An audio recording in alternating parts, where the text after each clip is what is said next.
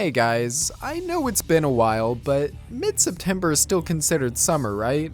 Please tell me it's still considered summer. Hold up, I need to check this. Okay, cool, no one's allowed to tell me I'm late. Hit it! Shadow is the light 殺さない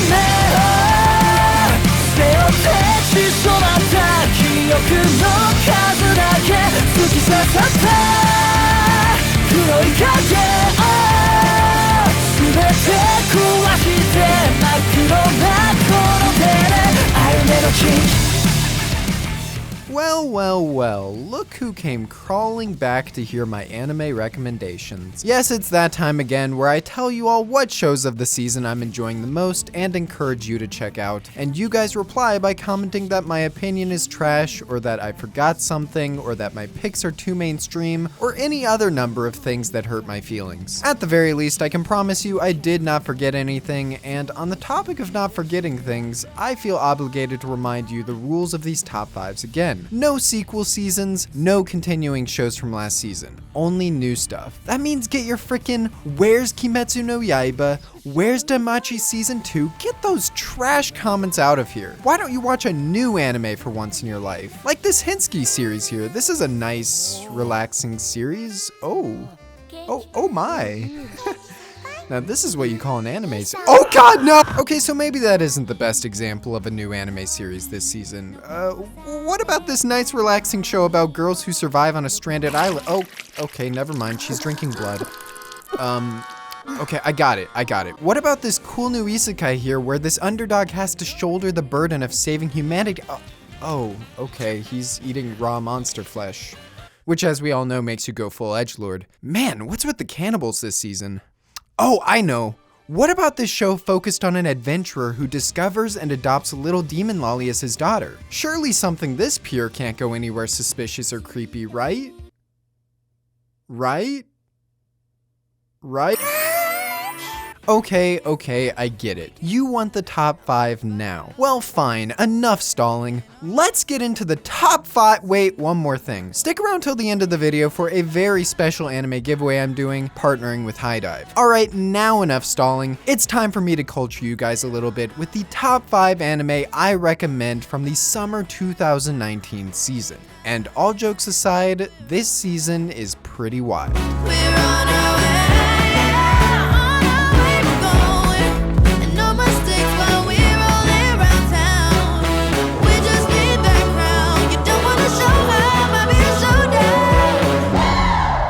So who knew that being a month late with these top 5 videos would finally pay off? Cannon Busters is a newly released Netflix original that dropped right as I was editing this video, and having the determined work ethic that I do, I stopped editing because 1, the trailer was awesome, and 2, I'm lazy. And sitting down to watch the first few episodes of this was probably the best decision I could have made because, well, clearly it was good enough to make it on the esteemed PhenomSage top of the season video. In fact, I really wish I didn't have to work on this video right now because I'd rather be wasting my life away on Netflix. I'm going to lead out the gate with the obvious comparisons you hear everyone making. Cannon Busters is like this weird amalgamation of Cowboy Bebop meets Trigun meets Gurren Lagann meets any other 90s Western anime really. It's very much in the same vein as last year's Megalobox in that it's trying to bring the audience back to a different time of anime. There just aren't as many shows like this being made today. I'll also take any rare time Netflix pushes an original anime that isn't a 12 FPS CG disaster. Now, what do you think the coolest part about this series is? The sick character designs, the cyberpunk western setting, the incredible opening, the supernatural take on a more traditional premise? Well, no matter what you said, you're wrong, because as cool as all those things are, the coolest part about Cannon Busters is its creator and the circumstances of which the show was brought to life. From the mind of LaShawn Thomas, well-known director of The Boondocks, and a man with a bunch of other skills that makes me feel inadequate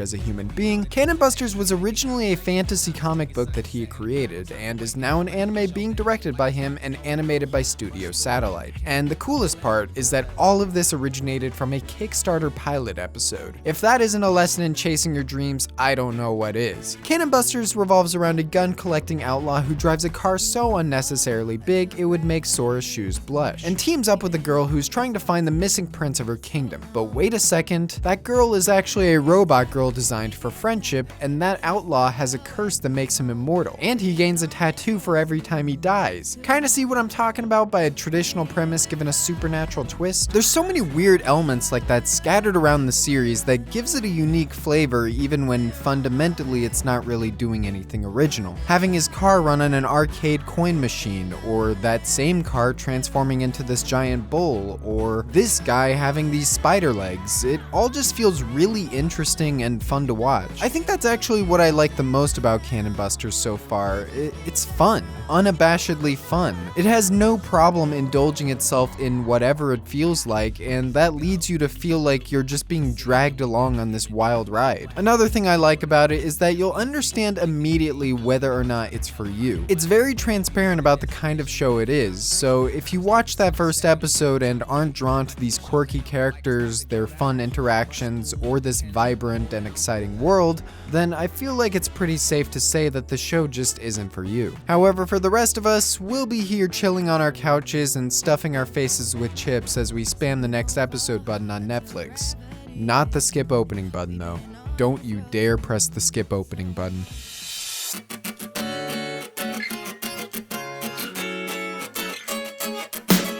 Okay, so here's the thing, right? This is the shonen spot. I was either gonna give this to Fire Force or Dr. Stone. And I thought about it, and I thought about it, and while Fire Force does appeal to my love for nuns, Dr. Stone appeals to my love for creative storytelling, and also cave girls. See, Fire Force is like the all-American traditional cheeseburger of shonen. It's reasonably tasty, it's well made enough, but it's everything I've grown to expect from a cheeseburger. It's pretty standard. Our number 4 pick, Dr. Stone, on the other hand, is like this weird soup of chemicals, calcium carbonate, and steel. So basically what I'm saying is it's delicious. Dr. Stone is a rare example of a shonen ignoring its own shonen formula in favor of doing something genuinely refreshing and different. Pretty ironic for a show all about following formulas, but hey, sometimes you have to break the rules to make them. The best way I can describe the premise of this show is thinking about it like a speedrun. Dr. Stone is in fact the greatest speedrun of modern civilization that I've ever seen, and if you're a fan of speedruns the way I am, you'll know the reason why they're fun to watch is because it's ridiculously satisfying to watch a player who has a clear mastery of a game blaze through something you know would take you hundreds of times longer. It's generally the same idea here. For some unknown reason, everyone on Earth has turned to stone for thousands of years until Senku awakens and makes a personal vow to cure the world and return it to the way it was before. To do this, he has to use all of his modern knowledge of science to skip through time and advance technology back to the modern day. Now, while watching that first episode, if that concept alone doesn't get you on board faster than a 5-minute Minecraft speedrun, then I don't know what to tell you, because I was immediately invested.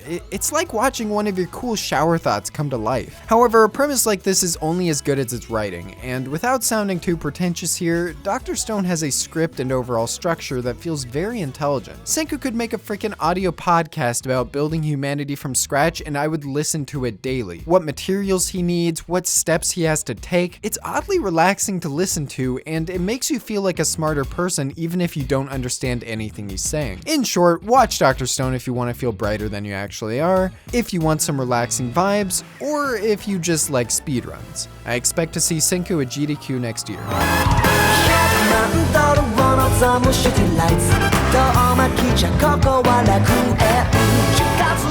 I remember when the urban street cop detective premise felt fresh in anime. It was a wonderful time where the market was saturated with different things like isekai or zombies, and it felt refreshing seeing more grounded stories. Well, you can kiss those days goodbye, because it feels like we get 1 or 2 of these cop shows every single season now, and a lot of them aren't even very good. However, this season's Copcraft descended from the heavens as if to tell me, hey, these cop shows kinda suck. Let's do something a little more interesting. Now, I'll be fully transparent here and say that I hadn't even heard of this show until I started scouring through the season, and thus I went into it not knowing a single thing about what it was, which I feel obligated to mention is what I think the ideal way to experience the show is. Going in not knowing a single thing. Unfortunately for you though, I'm an anime channel and thus I have to talk about what this show is in order to sell you on it. Copcraft is about a fictional city where where humans and fantasy creatures live side by side. A portal to another world has opened, and now everyone is doing their best just to get along. In this fictional city, there is a cop who is assigned a new partner from this fantasy world who's in search of a missing fairy. Together, this unlikely duo who dislike each other at first grow and bond as they solve various cases looking for this fairy. Now, a bunch of things in that premise might not sound exactly original. The fantasy world meets real world premise has already been done in Kekai Sensen, and the cop partnership thing might as well just be the anime equivalent to Rush Hour, except Jackie Chan is played by an alien lolly, which kinda automatically makes it superior. However, it's when you combine all these familiar concepts that you get something you didn't expect. Combining Rush Hour and Kekai Sensen, for example, sounds like a weird combination at first, but it works really, really well. This fantasy city has been so grounded in its own world, with its own rules, politics, factions. Everything feels so well realized, and approaching it from the perspective of this cop and his alien companion means you get an even better look at how this society functions. Speaking of that cop and alien, they're about as good as you'd hope. They have great chemistry, and while you've probably seen this kind of dynamic before, it's still effective and endearing watching these two characters grow closer together. What really surprised me though was how good the dialogue is. There's just this really snappy timing to everything and wit to everyone's character that makes every scene entertaining even when nothing that exciting is actually going on. Now, the main point of contention I've seen brought against the show is the production, and while it's not going to win any awards for its CG cars, I found that while the production was noticeably weak at parts, you can tell it's very ambitious with what it's given. The direction is fantastic despite working with limited resources, and the overall presentation is still great with solid artwork and good use of color. Copcraft's biggest selling points, however, are its premise and its endearing characters. If you're looking for something unique and also just fun as heck, then just go for it, man.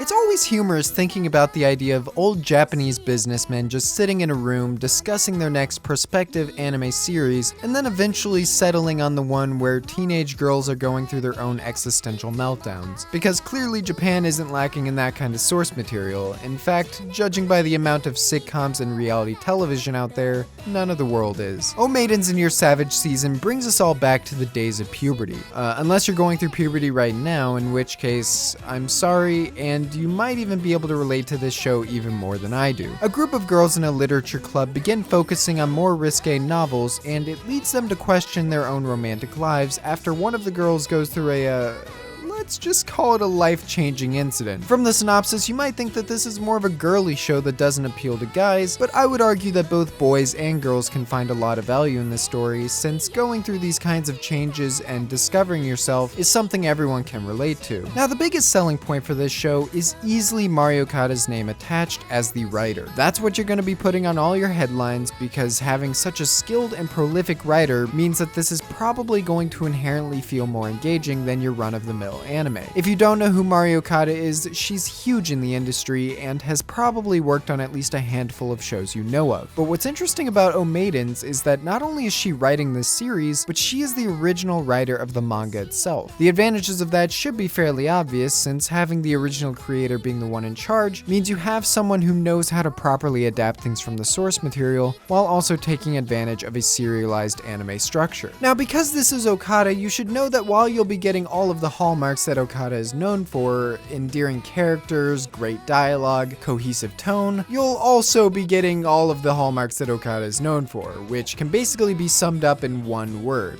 melodrama. Okada is known for her stories about youth that are often eccentric and exaggerated, and this falls right in line with that big folder of teenage sensationalism. I personally don't mind it and think it's pretty fitting with most of the subject matter she approaches, but just know that you probably can and will encounter some bursts of melodrama that wouldn't be out of place in an episode of Degrassi: The Next Generation. Other than that, just go in expecting a solid comedy drama and feel the joys of re-experiencing puberty a second time. Yep, put that on the cover. It's just like a burning torch in a storm, like a little flower bloom in a home. Alright, it's time to put aside the jokes, stop messing around, and get real with all of you. Vinland Saga is potentially the best series I've seen all year. Yes, I realize that's a large statement. Yes, I'm aware that it could go drastically downhill later down the line. I don't care. This has probably had the most enjoyable beginning episodes that I've seen in 2019 so far. And there's so many cogs in this machine that work together to create this perfect experience that it's hard for me to know where to even start. I guess the best place to start would just be explaining the context of this show for the uninitiated. Vinland Saga is a fictional historical piece about a son and his father living in a small village in Iceland. The father used to be a general and a warrior for a group of Vikings, but he left and chose to live in isolation as a farmer, until one day when one of his former comrades comes to visit him with a request. And that's about all I can say without giving too much away, since this is very much the kind of show that's more enjoyable when you don't know anything about what to expect. Now, combining fiction and history together is always a recipe for disaster if you don't know what you're doing. You run the risk of completely misrepresenting the era and also making a mockery of yourself and the historical period you're writing for. Luckily for this series though, Vinland Saga's mangaka clearly did a boatload of research here, pun intended. I mean, the man literally took a research trip to Iceland before he began writing the series in order to accurately portray the lives of Vikings as well as the locations themselves. And without question, that shows in the presentation and writing of this series. The setting feels so well realized to the point where it's almost like you're watching some kind of gripping BBC documentary, and I mean that in the best way possible. Of course, historical accuracy is only worth so much. If that's all it took to be a good piece of media, I would just put Apollo 13 here and call it a day. The historical context here is great, but it's only the backdrop for what is already a fantastic character drama with great writing and great dialogue. This cast feels like real, fleshed out people, and sometimes it's because, well, they actually are. Vinland is also elevated by a stellar production from Wit Studio. The gorgeous backgrounds, the fluid animation, the great character designs, even the CG, it's all excellent. However, above the well-realized characters or the fantastic production values, there's one thing here that all tips it over the edge for me into pure unadulterated greatness: pacing. If you're writing a story, if you want to learn about what works in film or television, watch Vinland and take notes, because this is how you start a story. In every single episode, in every single scene so far, everything just has this sense of purpose. Whether it's developing a character, giving you background on the world, or progressing the story in some way, nothing is wasted and nothing ever feels like you're not getting the perfect experience. Now, I know that sounds about as hyperbolic as a teenage girl's love letter, which, to be fair, I kind of am right now, but